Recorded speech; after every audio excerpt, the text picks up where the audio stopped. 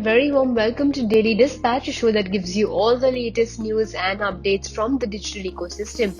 I'm Priya Sheth. Thank you very much for logging in. Time now to get you all the top news stories that we've been tracking for you this evening. Well, first up, B2B edtech startup Class Plus has raised about $65 million in a Series C round led by Tiger Global. This is the fourth round of funding raised by the company in the last 15 months.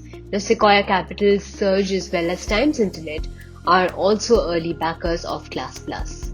Well, moving on to the second headline of the day, Paytm has extended the deadline for shareholders, employees and former employees to submit their documents by June 30th if they wish to sell the shares in the planned initial public offering of the company. Now, Paytm has plans to raise up to 12,000 crore rupees by issuing fresh equity, for which it will seek shareholders not in an extraordinary general meeting or an EGM on July 12th. Well, Orias Venture Partners has closed its 30 million Select Fund 1. The funds have been raised from multiple family offices and institutions. Now, this is the third fund raised by the venture capital firm, and it had earlier launched and closed two early stage funds in 2015 and 2018. Moving on to the final headline of the day, Lenskart sets up a Lenskart Vision Fund with a corpus of around $20 million, which will be invested in startups in the areas of eye testing technologies, omni-channel technology solutions across in-store automation, logistics, supply chain, merchandising, marketing, as well as deep tech solutions for eyewear, retail and e-commerce. It will be investing up to $2 million in these companies for anywhere between a 10% and a majority stake.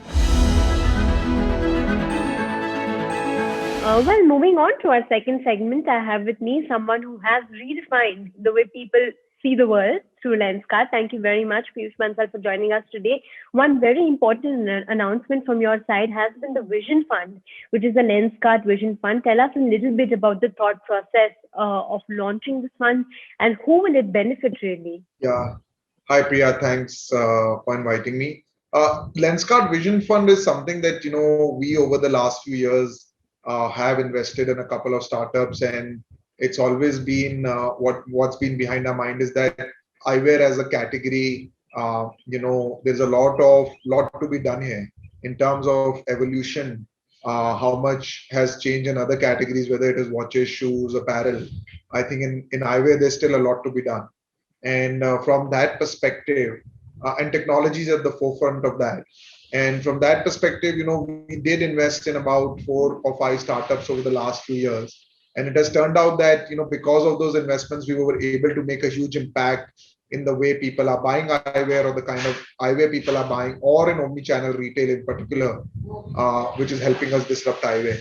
So from all of that perspective, it was becoming clear that, if we can do this in a more organized form and scale it, it would make sense. So Lenskart Vision Fund is really a fund. It's a early stage fund, but geared towards 3 kinds of companies.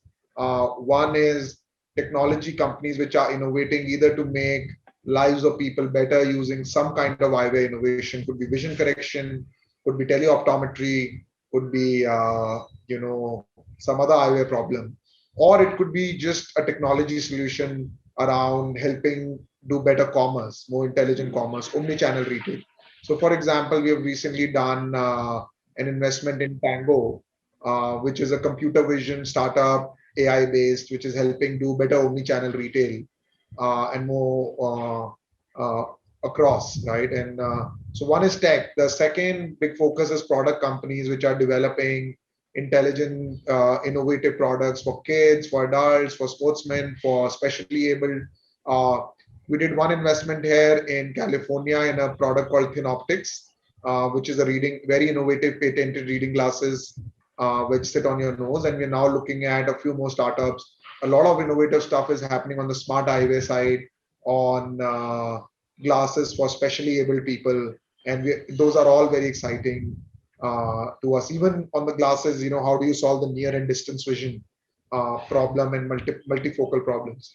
The third big area for us is, innovative commerce, either through a better channel, differentiated approach, social commerce in eyewear, or a new geography or a new brand, innovative brand. So if you're creating a sports eyewear brand, you're creating a kids eyewear brand, you're trying to disrupt eyewear in a new geography, and it's early stage. We are looking at helping and those startups across all. The only last one which has recently come up is automation, because Lenskart is, eyewear is a unique place where warehousing and manufacturing sort of comes together.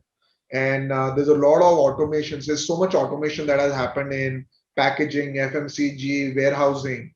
But when it comes to manufacturing and making glasses, very little has happened. So we are looking at a few startups even in that space now.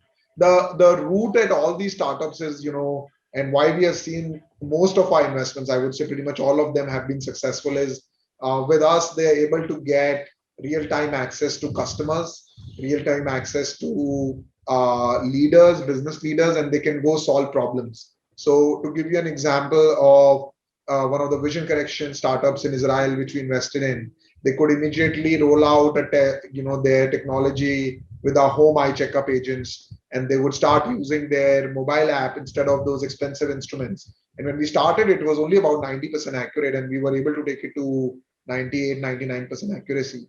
And with normal capital, getting that kind of consumer access is almost impossible. Similarly, in this computer vision, we have 700 stores, and Suren, who's the entrepreneur, has access to 700 stores. He's rolled out his product on 400 stores. When it started on day one, it was highly inaccurate. And the managers will not find it useful. Now, all of that sort of, you know, goes away if it was just a normal startup. So I think we have seen our ability to give these guys access to customers, access to channel, access to business leaders, and making their products useful tremendously helpful. And if there's somebody's trying to build commerce in another country, they can use all our technology, all our supply chain, and grow much, much faster.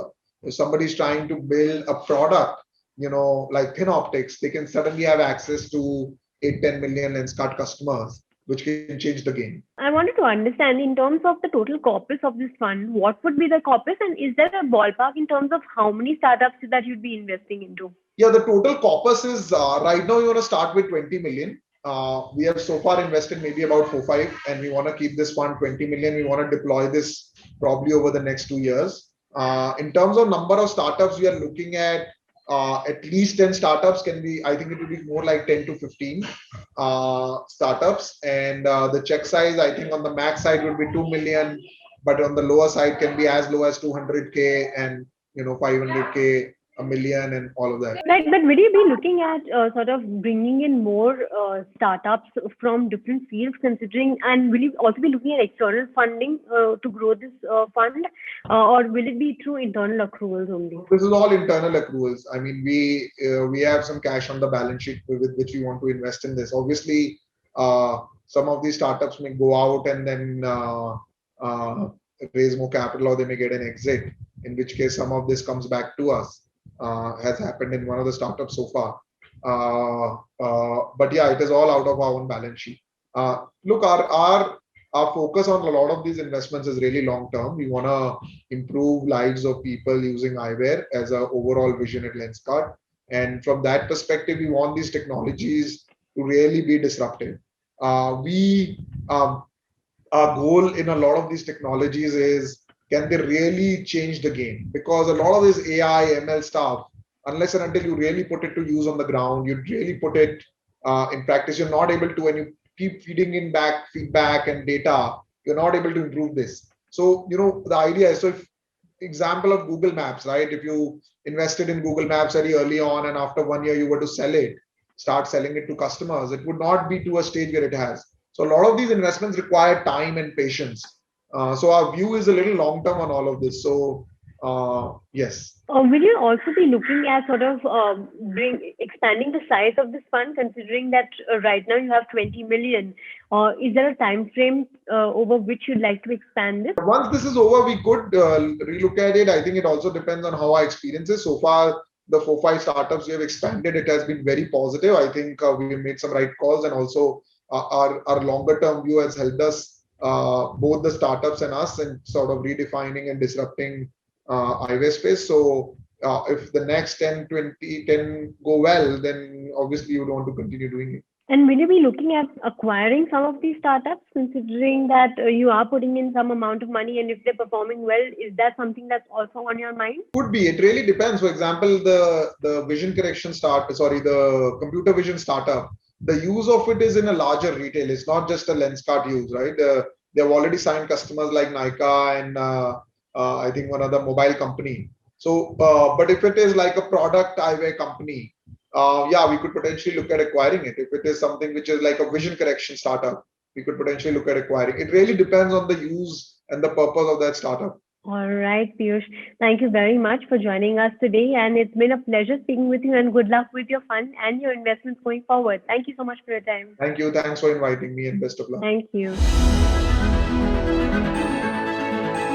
Well, time now to wrap up this edition of the Daily Dispatch. I'll catch you on Monday at 5 p.m. Goodbye and stay safe.